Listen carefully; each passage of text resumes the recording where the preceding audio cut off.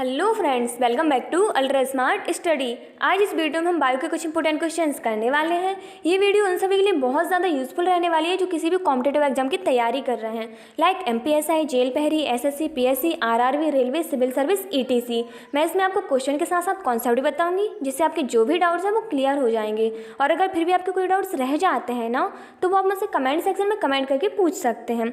हमारी 40 वीडियोज़ की सीरीज चल रही है और हम हर वीडियो में 15 क्वेश्चंस कवर करते आ रहे हैं। ये हमारी वीडियो का पार्ट 26 है और इससे रिलेटेड जो भी वीडियोज़ हैं उनकी लिंक मैंने आपको डिस्क्रिप्शन में दे दी है, तो आप वहाँ से जाके उन वीडियोज़ को देख सकते हैं। तो चलिए शुरुआत करते हैं।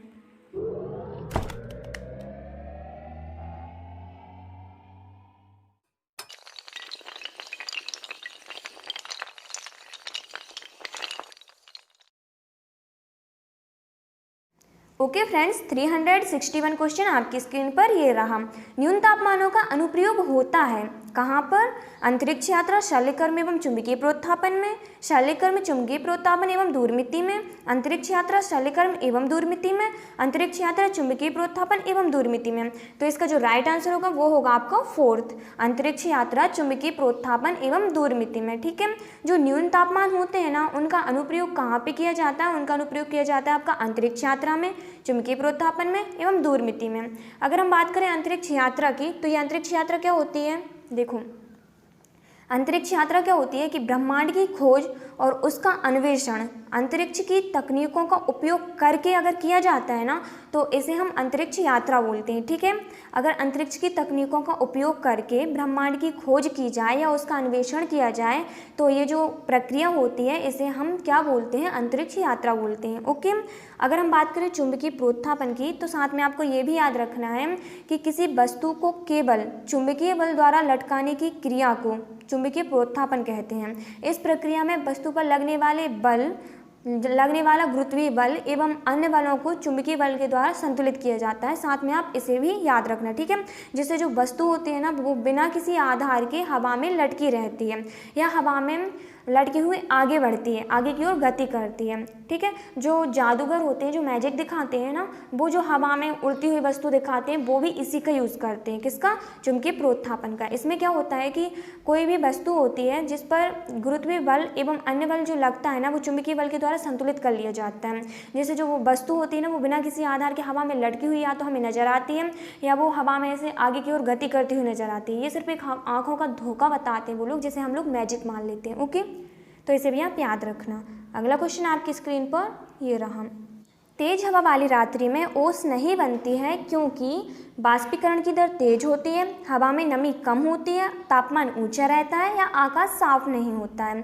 तो इसका जो राइट आंसर होगा वो क्या होगा? इसका जो करेक्ट आंसर होगा वो होगा आपका फर्स्ट, बाष्पीकरण की दर तेज होती है। जो तेज हवा चलती है ना, जिस रात को जब तेज हवा चलती है तो जो बाष्पीकरण की जो दर होती है वो भी बहुत तेज़ गति से होती है। ठीक है, अब अगर हम बात करें कि बाष्पीकरण होता क्या है, मतलब बाष्पीकरण की जो क्रिया होती है वो क्या होती है, तो देखो, जिसमें कोई तत्व या यौगिक गैस अवस्था में परिवर्तित होता है, ठीक है, उसे हम क्या बोलते हैं? बाष्पीकरण। रसायन विज्ञान में जो इसकी डेफिनेशन दी हुई है ना, केमिस्ट्री में, उसमें कैसी दी हुई है? उसमें द्रव से बाष्प में परिणत होने की क्रिया को क्या बोला जाता है? बाष्पीकरण बोला जाता है। द्रव से बाष्प में परिणत होने वाली क्रिया को क्या बोला जाता है?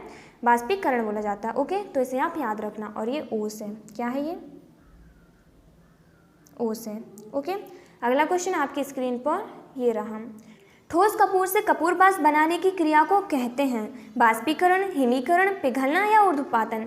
तो जिसका करेक्ट आंसर होगा वो होगा आपका ऊर्ध्वपातन। ओके, ठोस कपूर से कपूर वाष्प बनाने की जो क्रिया होती है इसे हम ऊर्ध्वपातन कहते हैं। अब अगर हम बात करें ऊर्ध्वपातन की, तो व्हाट इज ऊर्ध्वपातन?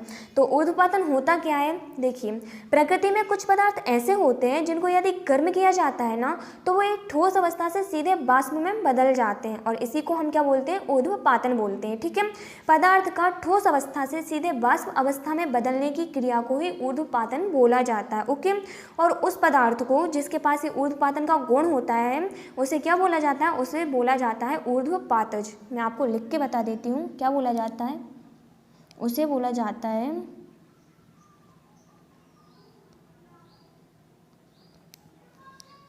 ऊर्ध्वपातज। ओके, तो इसे भी आप याद रखना। अगला क्वेश्चन आपकी स्क्रीन पर ये रहा। मनुष्य आर्द्रता से परेशानी महसूस करता है, इसका निम्न में से उपयुक्त कारण क्या है? अधिक पसीना आना, कम पसीना आना, पसीने का आर्द्रता के कारण वाष्पित नहीं होना, या उपर्युक्त में से कोई नहीं। तो जो आपका राइट आंसर होगा वो क्या होगा? वो होगा आपका थर्ड। ओके, पसीना का आर्द्रता के कारण वाष्पित नहीं होना। जो मनुष्य होता है ना, उसे आर्द्रता से परेशानी महसूस होती है। वो क्यों होती है? क्योंकि जो पसीना आता है ना, वो आर्द्रता के कारण वाष्पित नहीं हो पाता है। ठीक है, इसीलिए। अगला क्वेश्चन आपकी स्क्रीन पर ये रहा। किसी द्रव का उसके क्वथनांक से पूर्व उसके वाष्प में बदलने की क्रिया को क्या कहते हैं? तो ये हमने अभी पढ़ा था। क्या कहते हैं? इसे कहते हैं वाष्पीकरण। किसी द्रव का उसके क्वथनांक से पूर्व उसके वाष्प में बदलने की प्रक्रिया को हम वाष्पीकरण कहते हैं। ओके, अगला क्वेश्चन आपकी स्क्रीन पर ये रहा। पहाड़ों पर पानी निम्नलिखित तापमान पर उबलने लगता है। 100 डिग्री सेल्सियस से कम पर, 100 डिग्री सेल्सियस से अधिक पर, 100 डिग्री सेल्सियस पर, या इनमें से किसी पर भी नहीं। तो जो आपका राइट आंसर होगा वो क्या होगा? वो होगा आपका फर्स्ट। क्या होगा? फर्स्ट होगा। 100 डिग्री सेल्सियस से कम तापमान पर पहाड़ों पर पानी उबलने लगता है। अगर हम पहाड़ पर जा रहे हैं तो वहाँ पर क्या है, 100 डिग्री सेल्सियस से अगर कम तापमान हो जाता है ना, तो वहाँ पर जो जल होता है, पानी होता है, वो क्या है, वो उबलने लगता है। ओके, तो इसे आप याद रखना। अगला क्वेश्चन आपकी स्क्रीन पर ये रहा। भाप से हाथ अधिक जलता है अपेक्षाकृत उबलते जल से, क्योंकि भाप में गुप्त ऊष्मा होती है, या भाप शरीर के भीतर घुस जाती है, या भाप में अधिक मारक क्षमता होती है, या फिर भाप हल्की होती है। तो इसका करेक्ट आंसर क्या होगा? इसका जो राइट आंसर होगा वो क्या होगा? वो होगा आपका फर्स्ट। भाप से हाथ अधिक जलता है अपेक्षाकृत उबलते हुए जल से, क्योंकि जो भाप होती है ना, उसमें क्या होता है, उसमें गुप्त ऊष्मा पाई जाती है। अब ये गुप्त ऊष्मा क्या होती है? व्हाट इज गुप्त ऊष्मा? What is latent heat? इसको इंग्लिश में लेटेंट हीट बोला जाता है। ओके, तो देखिए, किसी पदार्थ की गुप्त ऊष्मा की वह मात्रा होती है जो उसके इकाई मात्रक द्वारा अवस्था परिवर्तन के समय अवशोषित की जाती है या फिर मुक्त की जाती है। ठीक है, यही क्या होती है? गुप्त ऊष्मा होती है। तो इसे आप याद रखना। ओके, अगला क्वेश्चन आपकी स्क्रीन पर ये रहा। ऊष्मागतिकी का प्रथम नियम किस अवधारणा की पुष्टि करता है? तो इसका करेक्ट आंसर क्या होगा? इसका करेक्ट आंसर होगा आपका फर्स्ट, ऊर्जा संरक्षण। ऊर्जा संरक्षण के बारे में हमने पिछली वीडियो में डिटेल से पढ़ा था। अगर आपने वो वीडियो नहीं देखी है तो आप उसे देख लीजिए। ओके, अगला क्वेश्चन आपकी स्क्रीन पर ये रहा। प्रकाश तरंग किस प्रकार की तरंग है? अनुप्रस्थ तरंग, अनुदैर्ध्य तरंग, उपर्युक्त दोनों, या इनमें से कोई नहीं।